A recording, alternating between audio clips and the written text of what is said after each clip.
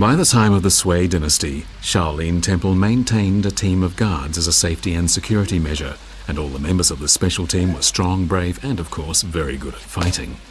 Their mission was simple: to protect the temple, and because of their responsibility, they came to be known to history as the Kung Fu monks.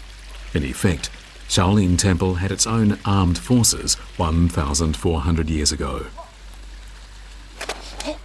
Those who doubt the authenticity of the story of the 13 monks rescuing the future emperor say that the fresco was not made during the Sui dynasty when the event is alleged to have taken place, but that it was made much later during the Ming and Qing dynasties.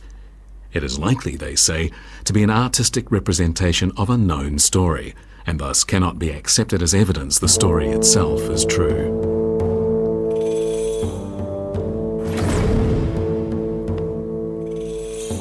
However, those who believe the story to be true have another argument that seems more convincing. Inscribed on a stone placed in front of the temple's Mahavira Hall is a royal edict from Li Shimin regarding the military exploits of 13 monks. The edict tells us that the monks were granted a considerable area of farmland and a water-propelled mill as a reward for their services, and one of the 13 was made an army general. The inscription even lists the names of the 13 monks. This would at first seem to be indisputable proof that the story of the emperor and the 13 monks is true, but unfortunately, the inscription has nothing to say about the monks saving the life of the emperor.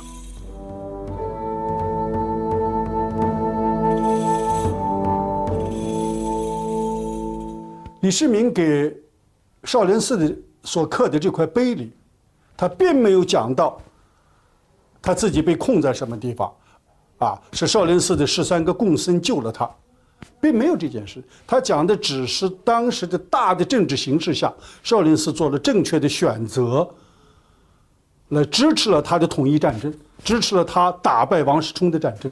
这场战争中，少林寺有若干僧人表现突出，李世民分给了他一定的官职，也给了少林寺以足够的赏赐。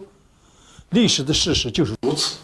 至于所谓13贡僧救唐王的故事，与这个碑实际上没有关系，没有一个严格的文字上的关系，它只是这个碑的内容的一个延伸和发展。So what are the historical facts behind the inscription at Shaolin Temple? Between the late Sui and early Tang dynasties, wars between the central government and local warlords were frequent. In the third year of the reign of Emperor Gaozu of the Tang dynasty, the emperor instructed his son Li Shimin to lead an army on a punitive expedition against Wang Shizhong, who regarded Luoyang as his territory. The battle would be crucial to Tang if it wanted to have a united state. However, there was another warlord in Hebei, Dou Jiande, and he also constituted a major threat to Tang. To avoid being wiped out, Wang Shizhong and Dou Jiande decided to join forces and fight against the Tang Empire together. 窦建德在这种情况下，就率领10万大军从河北渡黄河，来援救王世充。那么，正在围攻这个洛阳的李世民，这时候就遇到了一个非常棘手的问题，就是一面要对抗王世充的郑国的军队，另一面还要对抗窦建德过来的军队。可以说，战争形势对李唐王朝来说，也可以说一场决定生死的一场战役。如果两军合在一起，那么势必来说，唐朝就遇到了很大的危险，有可能被这个王世充和窦建德所打败。那么这个时候，李世民就分兵一路，继续围攻洛阳，然后他就亲率大军到虎牢关，就是过去的五老，到五老关去迎战窦建德。那么在这个时候可以说双方激战的是非常惨烈。At this critical moment, the monks of Shaolin Temple took sides, knowing that Li Shimin would one day be emperor. The temple dispatched its best kung fu masters, the monks, who would be called by later generations the 13 cudgel players. These 13 heroes sneaked into the place where Wang Shuchong was staying and after a sudden attack, captured and made off with his nephew, the general in charge of the defense of the city. The hapless nephew was then handed over to the Tang army. The next day, the nephew was beheaded at the city gate, right in front of Wang Shuchong's eyes. Soon, Tang troops engaged in a fierce attack. The city gate was smashed, and Tang troops flooded in. At this, Wang Shuchong surrendered. 那么在这样一个历史上，少林僧兵就是为李唐王朝平定王世充的叛乱立下了汗马的功劳。所以说，就像李世民这个告少林寺白骨庄书这个辞天帖里边所说，这个少林13个僧兵擒住王仁泽这样一个功劳，和李世民在五老关，就是虎牢关打败窦建德是具有同等的功劳，为李唐王朝立下了汗马的功劳。 And so it seems that the famous story told for many generations of how the 13 monks rescued Li Shimin is fictional. Perhaps a more accurate description of the events would be the 13 cudgel-wielding monks who lent Li Shimin a hand on the battlefield. Li Shimin would have seen the assistance provided by the Shaolin monks as valuable but limited. It didn't save his life, but it was of help. When Li Shimin stepped up to the throne, however, he presented Shaolin Temple with a dazzling reward: 1,500 hectares of land, plus a dozen or more newly built halls. By that time, the number of monks at the temple had increased sharply, and around 100 of them were Kung Fu Grand Masters. The reputation of Shaolin had spread far and wide, and so had the fame of their unique style of Kung Fu. The Shaolin style had been through a period of considerable development, and it was backed up with practical fighting experience on the battlefield.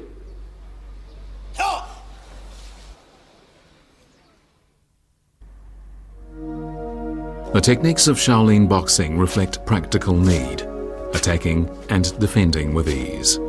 The moves may be solid to inflict a genuine blow or empty to confuse a rival. Shaolin Kung Fu teaches that one should follow a straight line each time one makes a fist blow, and there's a scientific basis to this, as the distance between 2 points is the shortest. Following this principle uses the shortest time to fell a rival. This is a perfect example of the nature of Shaolin Kung Fu. It is highly practical and efficient. As Shaolin Temple grew in size and acquired more and more properties that needed protection, the need arose for its Kung Fu monks to lift their fighting technique to a higher level. Practicing Kung Fu became an important part of the monks' everyday life, and this tradition has continued to the present day.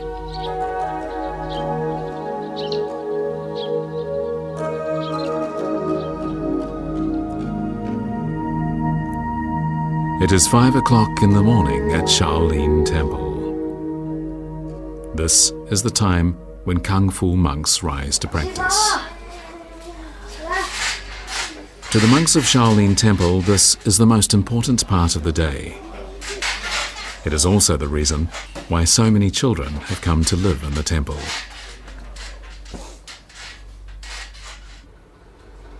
These youngsters are not yet monks, and only after each of them reaches the age of 18 will they decide of their own volition to either become a monk or return to secular life.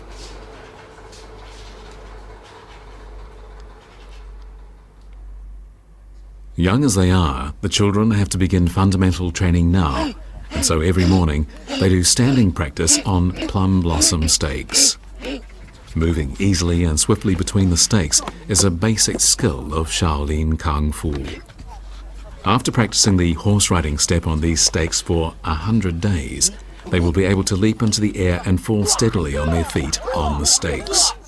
Only then will they begin to learn Shaolin boxing. Hanging head down is an important training exercise as it builds up the muscles of the legs, feet, waist and belly, and it is also said to increase thinking power. One of the amazing techniques of Shaolin Kung Fu is the lizard walk, a routine that takes many years of practice to master. The lizard walk requires strong waist, belly and arm muscles, as well as the ability to maintain balance. Practicing kung fu skills like this one keeps one energetic and in good health. Clearly, the kung fu techniques of Shaolin Temple are unique. They're quite unlike those taught in any other part of the country. The two-finger exercise is used to increase the force of one's fingers, so a practitioner can strike a rival's nerve points with power and accuracy.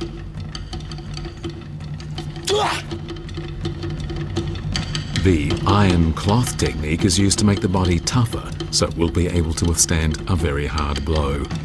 It is also a way to integrate force and qi, the essential air in one's body. Mastering this is a must for any beginner. These two techniques, like many others, are really only basic skills of Shaolin Kung Fu, even though today they're seen as the skills that represent the style. But many techniques were not born in Shaolin Temple.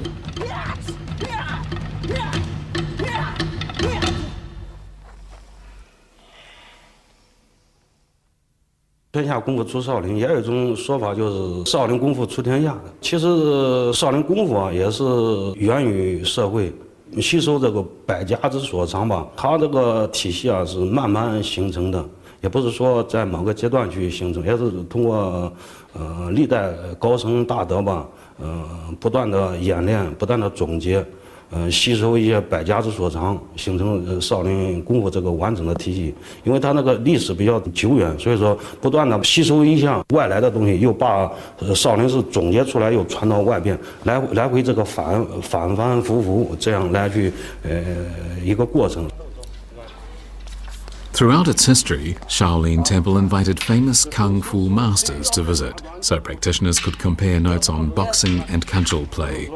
During the Five Dynasties period, the temple's abbot Fuju invited 18 kung fu grand masters to stay in the temple for 3 years, and the strong points that were discussed and exchanged in that time were recorded in a book called Boxing Techniques of Shaolin Temple. Ever since that time, the temple has been a gathering place for kung fu masters from far and wide.